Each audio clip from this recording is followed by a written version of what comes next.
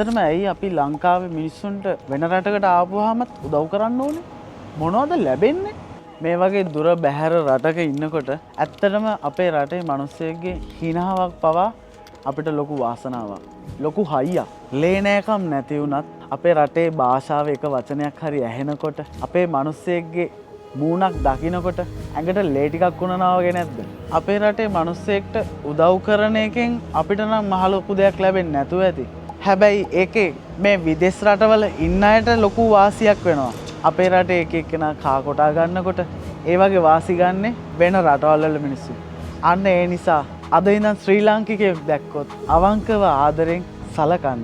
අපේ රටේ අභිමානේ කෙසේ වෙතත් අද මට හෙට ඔයාට තවත් විදේශිකයෙක් නතර කරන්න මේක තමයි එකම ක්‍රමය.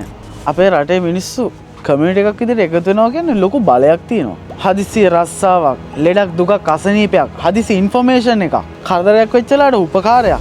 ඒ වගේම අපේ රටවල් වෙනුවෙන් ආණ්ඩුවකට උනත් බලපෑමක් කරන්න පුළුවන් ජවයක්. මේ වගේ තවත් දේවල් ගොඩක් ශ්‍රී ලාංකිකයෝ විදිහට එකතු වෙලා වැඩ කරන එක තුලින් ලැබෙනවා. මම නෙමේ අපි කියලා හිතන්න පටන් ගන්න. අන්න එදාට මේ මුළු ලෝකෙම ලස්සන වෙයි. මේ ලෝකෙම hina වෙයි.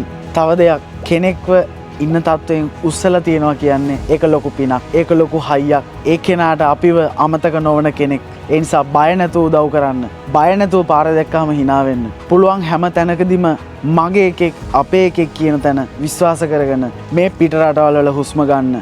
ජය වේවා.